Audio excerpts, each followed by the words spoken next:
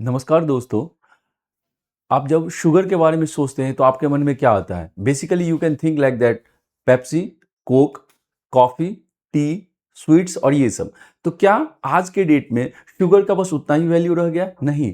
Time के साथ sugar from food security it has cover the different dimensions. आज के डेट में हमारे एनर्जी सिक्योरिटी के लिए या ग्रीन एनर्जी ट्रांजिशंस के लिए या फार्मर्स के फिक्स इनकम को बढ़ाने के लिए या एक्सपोर्ट के लिए या एथेनॉल ब्लेंडिंग के लिए हर जगह क्या है? शुगर की ज़रूरत है। तो दोस्तों आज की क्लास में बेसिकली हम लोग डिस्कस करेंगे जो what is the sugar economy, मतलब शुगर के का होल इकॉनमी में कितना कंट्रीब्यूशन है। क्या ये सिर्फ फूड सिक्योरिटी तक रहा है या फूड सिक्योरिटी से ही एनर्जी ट्रांजिशन, एनर्जी सिक्योरिटी की तरफ इसका मूवमेंट्स हो रहा है। और रिसेंटली दोस्तों आप जैसा इस डायग्राम में देख भी रहे होंगे, जो इंडियन गवर्नमेंट ने क्या किया है, बैन कर दिया है शुगर के एक्सपोर्ट को। तो ऐसे कंडीशंस में हमें शुगर इंडस्ट्री का या शुगर इकॉनमी के एबीसी को समझना होगा। तो दोस्तों आज की क्लास में बेसिकली हम दो चीज़ों पे ज़्यादा फोकस करेंगे। First, what is sugar industry, उसके क्या क्या प्रोसेसेस हैं, उसमें प्राइस मैकेनिज्म क्या है, कैसे कंट्रोल होता है, उसके बारे में साथ साथ हम लोग डिस्कस करेंगे जो why the government has ban the export of the sugar. तो ये दो चीज़ों के बारे में आज के क्लास में डिस्कस होगा। तो friend first we will start with the what is the ABC of the sugar economy. तो शुगर इकॉनमी के बारे में जब हम बात करते हैं बेसिकली दोस्तों, तो आपको ये जान के आश्चर्य होगा जो शुगर का जो प्राइस है that is not completely market determined, it is determined by the government. तो ऐसा क्यों है दोस्तों? या शुगर इंडस्ट्री में जो शुगर कैन से लेकर जो फाइनल कंज्यूमर के पास शुगर, उसमें क्या क्या स्टेक होल्डर्स हैं। जैसे एज पर एग्जांपल आप इस डायग्राम में देख भी रहे होंगे, जो शुगर कैन कल्टीवेशन हुआ उसके बाद मिल ओनर्स के पास आया, उस आफ्टर दैट शुगर प्रोडक्शन हुआ, इसके कुछ आपके बाई प्रोडक्ट्स भी बने जिसको एथेनॉल ब्लेंडिंग्स में यूज किया जाएगा, और साथ में क्या है, ये कॉमन कंज्यूमर्स के पास आया। तो शुगर का ये बेसिक्स, ये होल प्रोसेस है। तो दोस्तों आपको ये जान के आश्चर्य होगा जो why the price of the sugar is not completely why the price of the sugar is not completely free, क्यों मार्केट के द्वारा कंप्लीटली डिसाइड नहीं किया जाता। तो दोस्तों अब सबसे पहले हम देखते हैं जो what is the price mechanism of the sugar. तो सबसे पहले इसमें देखिए, यदि आप इस डायग्राम में देख रहे होंगे तो एक क्या है, जो फार्मर्स जो है जब शुगर मिल के पास आके अपने शुगर कैन को देता है तो they are getting at the price of fair and remunerative price, जिसको एफआरपी प्राइस कहते हैं। और ये एफआरपी प्राइस जो है बेसिकली क्या है, गवर्नमेंट जो सेंट्रल गवर्नमेंट है उसके द्वारा डिसाइड किया जाता है। तो इसके लिए रिलेटेड यूपीएससी के पॉइंट ऑफ व्यू से आप ये सोच सकते हैं, जो cabinet committee on economic affair CCEA जो which is chaired by the prime minister, वो डिसाइड करता है क्या, जो एफआरपी कितना होगा, फेयर एंड रिम्यूनरेटिव प्राइसेस कितना होगा शुगर कैन का। साथ साथ दोस्तों जो ये रिकमेंडेशंस है, जो इसके लिए रिकमेंडेशंस जो भेजा जाता है वो सीएससीपी जो commission for agriculture cost and prices जो है सीएससीपी के द्वारा रिकमेंडेशन भेजता है और cabinet committee on economic affair उसका प्राइस को अप्रूव करता है। तो that is related to fair and remunerative prices. तो अब आपके मन में ये आ रहा होगा जो फेयर एंड रिम्यूनरेटिव प्राइस देने के पीछे का लॉजिक क्या है। तो आप ये जान के आश्चर्य होंगे, जो शुगर कैन इज नॉट ये only A crop, it is a political crop, मतलब इसके कारण अराउंड 5 करोड़ फार्मर्स का लाइफ डिपेंडेंट है। तो ऐसे में इसको कंप्लीटली मार्केट डिटरमाइन नहीं हो करके सेंट्रल गवर्नमेंट इसको डिसाइड करती है जो इसके पर ईयर के क्या उसका प्राइस रहेगा, फेयर है, ताकि क्या हो, उसके फार्मर्स का इनकम एक सिक्योर बना रहे इसके, और फार्मर के लिए क्या हो, एक फिक्स इनकम का मींस बना रहे। तो इस पॉइंट ऑफ व्यू के कारण गवर्नमेंट्स क्या करती है, जो प्राइस डिसाइड करती है किसका, जिसे बोला जाता है fair and remunerative prices for the sugar cane. And उसके बाद दोस्तों आप यदि इस डायग्राम में भी देख रहे होंगे, ये एफआरपी हुआ, उसके बाद ये जो आगे जाता है एफआरपी के फेयर एंड रिम्यूनरेटिव प्राइस के बाद जब शुगर मिल के बाद जब ये कॉमन कंज्यूमर्स के पास आता है तो उसमें गवर्नमेंट ही फिर डिसाइड करती है, वो है मिनिमम सेलिंग प्राइसेस। तो बेसिकली यहाँ पे यदि आप इस पूरे सप्लाई चेन में देखें तो दो प्राइसेस हैं, एक है FRP fair and remunerative prices और दूसरा है आपका एमएसपी जो कि है मिनिमम सेलिंग प्राइसेस। तो इसको एमएसपी को दोस्तों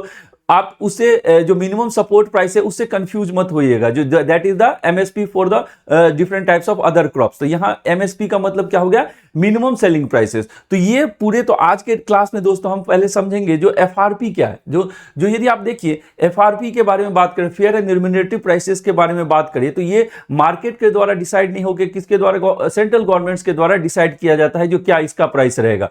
और ये एफआरपी जो है बेसिकली दोस्तों ये क्या कहता है, जो फार्मर को एक फिक्स इनकम दिया, उसके साथ एक तरह से उसके लिए क्या है, एक तरह से फिक्स सोर्स ऑफ इनकम दिया, और शुगर मिल जो है उसे भी क्या है, एक फिक्स एक क्या होगा, रिसोर्सेस मिलते रहेगा जो at particular prices we will get it, तो that is related to fair and remunerative prices.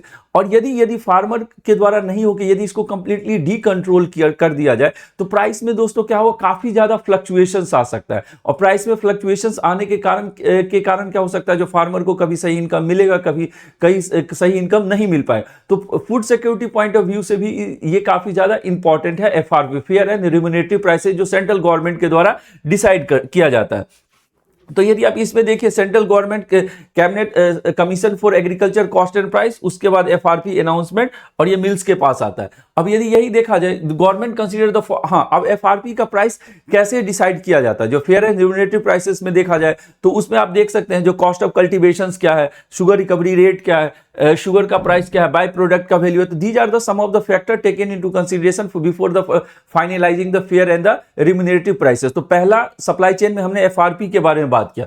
उसी के बाद दूसरा जो इसमें फ्रेंड, कई स्टेट्स में क्या होता है, जो FRP, fair and remunerative prices, जो सेंट्रल गवर्नमेंट के डिसाइड हुआ, उसके ऊपर से भी स्टेट एडवाइज प्राइस, मतलब स्टेट गवर्नमेंट्स क्या करती है, कुछ उसके ऊपर से भी प्राइस डिसाइड करती है तो उस स्टेट एडवाइज प्राइस के कारण क्या होता है दोस्तों, जो उस स्टेट में जितने भी शुगर मिल ऑनर्स हैं, उनको क्या होगा, जो एफआरपी के ऊपर जो डिसाइड करेगी स्टेट गवर्नमेंट, उस प्राइस पे आपको क्या होगा, शुगर मिल वाले को क्या करना होगा, फार्मर से वो शुगर कैन परचेज करना होगा। तो that is the state advise. ये हर स्टेट के लिए मैंडेटरी नहीं है, प्राइमरली जो major sugar cane producing states हैं, जो इस एग्जांपल में आप देख सकते हैं, Haryana, Uttar Pradesh, Punjab, some of the states, वो सब स्टेट्स क्या है, स्टेट एडवाइस प्राइस भी, ताकि क्या हो सके, फार्मर के इनकम को सिक्योर किया जा सके। और हमने डिस्कस ऑलरेडी किया है, जो अराउंड 5 करोड़ फार्मर्स क्या है, शुगर कैन कल्टीवेशन में लगे हुए हैं। तो that is the second component. उसके बाद थर्ड इज द दोस्तों, जो एमएसपी, जो मिनिमम सेलिंग प्राइस है, वो भी सेंट्रल गवर्नमेंट के द्वारा डिसाइड करती है। जो उस प्राइस से बिलो में क्या हो सकता है,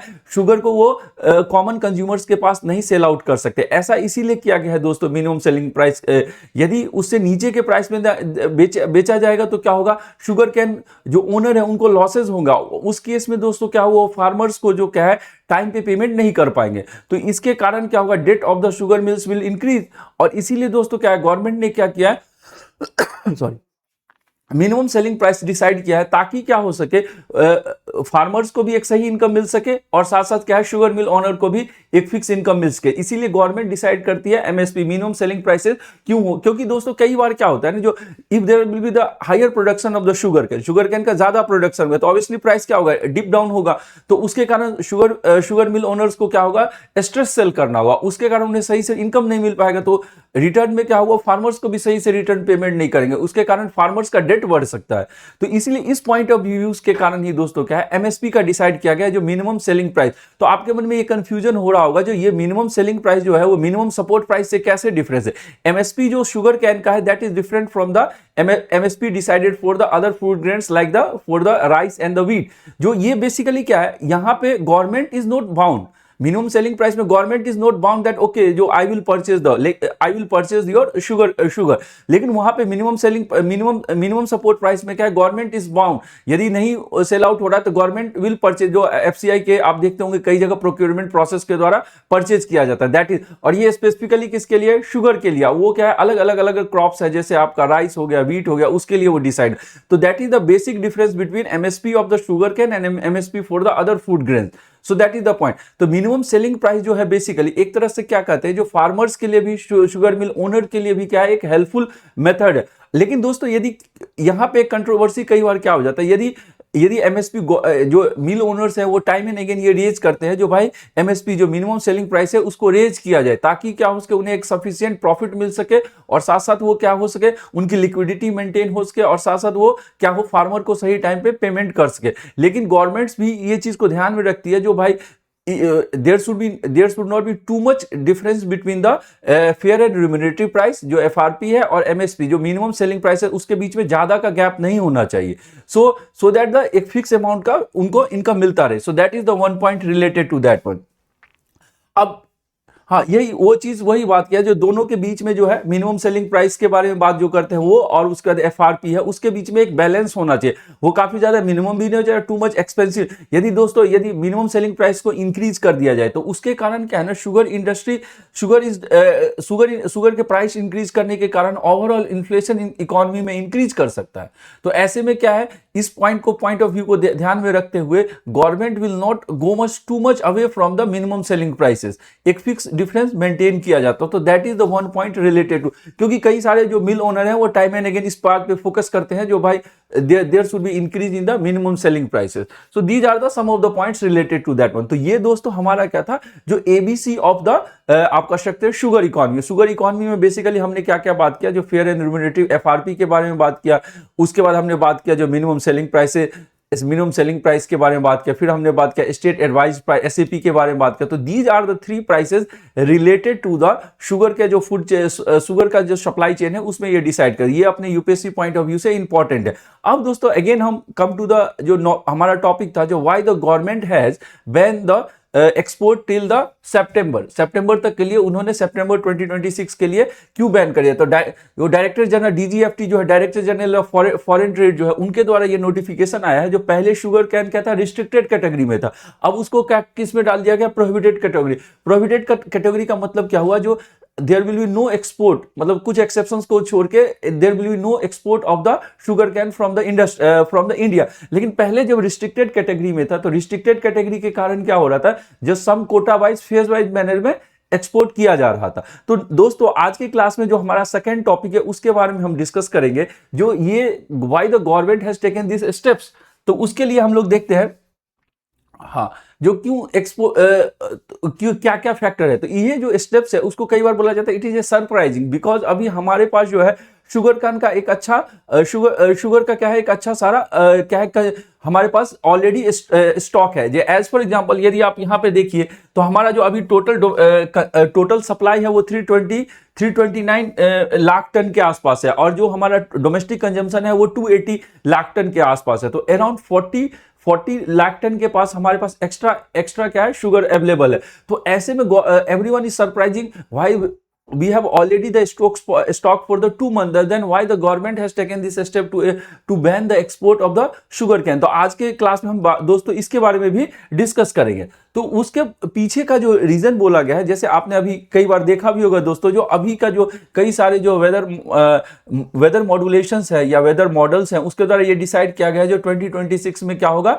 अल नीनो ईयर रहेगा। तो बेसिकली जब अल नीनो ईयर रहता है दोस्तों, उस ईयर में ऑब्वियसली क्या होगा, जो रेनफॉल रिड्यूस हो जाता है, और रेनफॉल रिड्यूस होगा तो आपको ये पता ही होगा जो sugar cane is a water intensive crop. तो ऐसे में ठीक है, इस साल के लिए ठीक है, लेकिन नेक्स्ट ईयर के लिए क्या हो सकता है, शुगर कैन का प्रोडक्शन रिड्यूस हो सकता है। तो ऐसे में गवर्नमेंट ने एज ए प्रिकॉशनरी मेजर ये स्टेप्स लिया है ताकि क्या हो सके, शुगर कैन के एक्सपोर्ट को रोका जा सके। इस पॉइंट ऑफ व्यू से ये स्टेप्स लिया गया।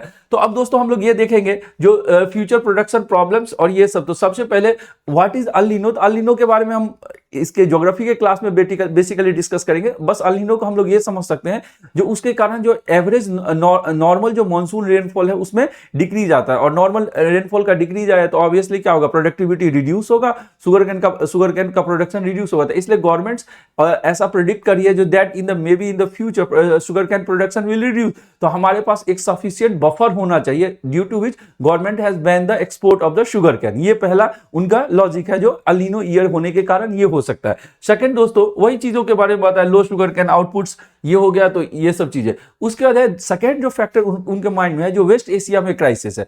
शुगर कैन के लिए a large amount of fertilisers is required, और आपको पता है जो वेस्ट एशिया क्राइसिस के कारण टोटल जो एनर्जी सिक्योरिटी या एनर्जी लिंक है वो कंप्लीटली डिसरप्ट हो गया। तो ऐसे में जो हम लोग एक्चुअली आपको पता होगा मोर देन 50% फर्टिलाइजर हम लोग इंपोर्ट करते हैं। जब इंपोर्ट हो रहा है तो ऑब्वियसली क्या है, वेस्ट एशिया में एनर्जी क्राइसिस के कारण हमारा इंपोर्ट रिड्यूस हो रहा है। अब इंपोर्ट रिड्यूस होगा तो ऐसे ऑब्वियसली क्या होगा, उसके कारण शुगर कैन का प्रोडक्शन रिड्यूस होगा। तो इस पॉइंट ऑफ व्यू के कारण भी गवर्नमेंट ने ये डिसीजन लिया है that there should be ban for the export of the sugar till the सितंबर 2026। तो ये second factor they have taken into the consideration.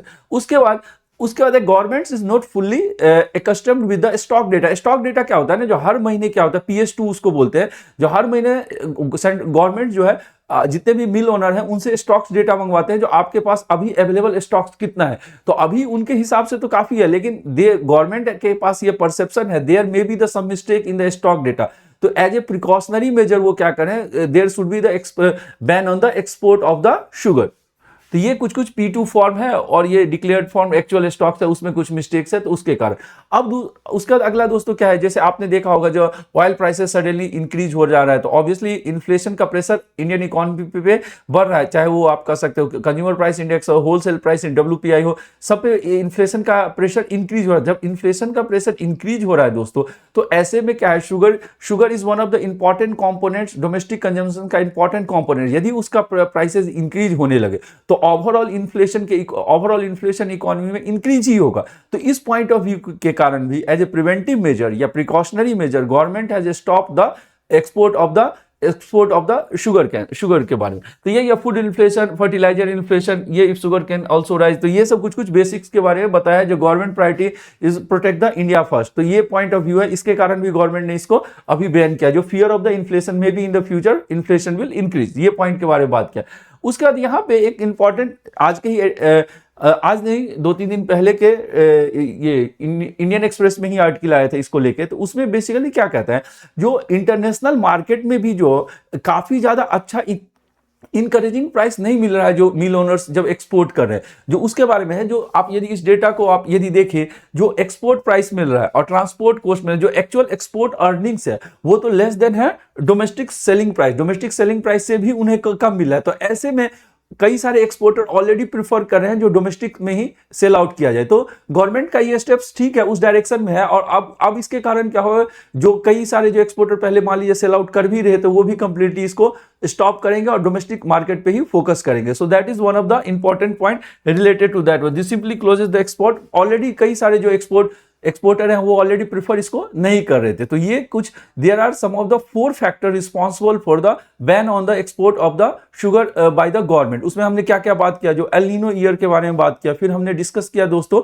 जो एल नीनो ईयर के बारे में बात किया। उसका फर्टिलाइजर जो एनर्जी सिक्योरिटी, जो पूरा एनर्जी लिंक है वो कंप्लीटली डिसरप्ट हो गया, उसके कारण भी हो सकता है। उसका फिर हमने बताया जो गवर्नमेंट्स को जो डेटा स्टॉक डेटा उस पर उतना बिलीफ नहीं है, दैट में बी द रीजन। उसका फोर्थ हमने ऑलरेडी डिस्कस किया था, जो क्या था, इन फियर ऑफ द इन्फ्लेशन। तो ये कुछ कुछ फैक्टर थे जिस रिस्पॉन्सिबल है, जिसके कारण गवर्नमेंट ने इसको बैन किया। अब इसी से रिलेटेड दोस्तों एक और इंपॉर्टेंट टॉपिक है, वो है एथेनॉल ब्लेंडिंग। जैसे अभी bureau of India BIS standard ने वो E20, E25 इस तरह के स्टैंडर्ड्स को लॉन्च किया, जो इतना मिनिमम आपको एथेनॉल ब्लेंडिंग की जरूरत है। तो एथेनॉल ब्लेंडिंग के लिए जो फ्रेंड एथेनॉल का प्रोडक्शन हुआ, वो बेसिकली किस पे डिपेंडेंट होता है, शुगर कैन पे। तो ये शुगर कैन से ही ये बेसिकली एथेनॉल का फॉर्मेशन किया जाता है। तो इसके कारण क्या होगा, जो शुगर कैन, अब ये क्या है, एक फूड सिक्योरिटी के लिए ही जरूरी नहीं है, हमारे एनर्जी सिक्योरिटी के लिए, ग्रीन एनर्जी ट्रांजिशंस के लिए जरूरत है। तो इस पॉइंट ऑफ व्यू से भी क्या है, sugar can is not only about the food product. अब उसके कई सारे अलग अलग यूज है। एथेनॉल ब्लेंडिंग के लिए इसको यूज किया जा सकता है। तो और जो हमारा जो ग्रीन एनर्जी ट्रांजिशन है, क्योंकि ethanol is the less polluting in nature as compare to normal petrol. तो E2 ब्लेंडिंग के बारे में हमने ऑलरेडी डिस्कस किया है, तो उसके लिए इसको यूज किया जा सकता है। So from that point of view it is very important. अब जैसे इसी में देखिए, जो हमारे पास इथेनॉल का ऑलरेडी हमारे पास काफी ज्यादा कैपेसिटी है इथेनॉल ब्लेंडिंग का। तो यदि हमारे पास एक्सेस सरप्लस शुगर कैन आएगा, तो उसके कारण अब हमें घबराने की जरूरत नहीं है, जो सडनली प्राइस क्रैश होगा। अब उस एक्स्ट्रा जो शुगर कैन है उसको यूज करके एथेनॉल ब्लेंडिंग के लिए यूज किया जा सकता है।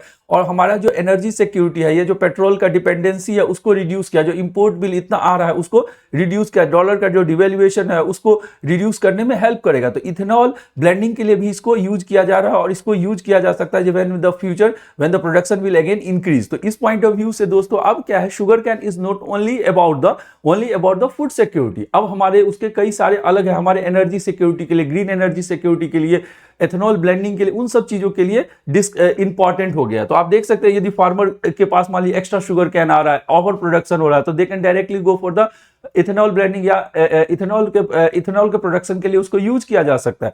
तो ऐसे में क्या है, प्राइस का जो सडनली ड्रॉप हो रहा है वो नहीं होगा, और इस तरह से क्या होगा, विन विन सिचुएशन। तो ethanol blending is the like a क्या कर सकते हैं, major shock absorber for the farmer, because sometimes when there will be the good amount of the production of the sugar cane, then उस समय में price crash हो सकता था, तो उस पॉइंट ऑफ व्यू से नेसेसरी है। तो फ्रेंड आज के क्लास में हमने बेसिकली जो हमारा जो शुगर इंडस्ट्री है उसके बारे में, शुगर इकोनॉमी के बारे में बात किया। तो हमने देखा, सबसे पहले हमने डिस्कस किया प्राइस मैकेनिज्म। जो प्राइस जो है वो कंप्लीटली मार्केट डिटरमाइंड नहीं है, वो क्या होता है, गवर्नमेंट के द्वारा कंट्रोल किया। क्यों गवर्नमेंट के द्वारा कंट्रोल किया गया, तो हम उसके बारे में ऑलरेडी, जो शुगर कैन है वो क्या है, एक पॉलिटिकल क्रॉप है, not only the simply A crop. तो उसके कारण क्या है, हमारे 5 करोड़ फार्मर्स डिपेंडेंट है, तो उसको कंप्लीटली मार्केट फोर्सेस पे नहीं छोड़ा जा सकता है। हमारे लिए पॉलिटिकल और सोशल फैक्टर भी इंपॉर्टेंट है, तो उसके बारे में बात किया हमने।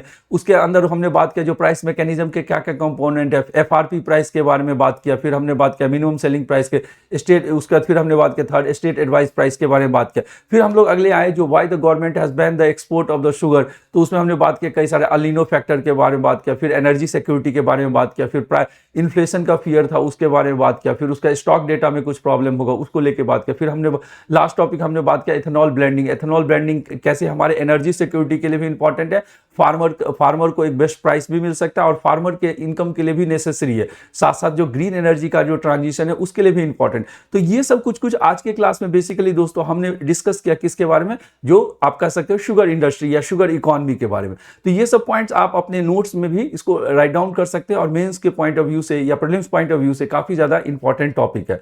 Thank you for listening to this one.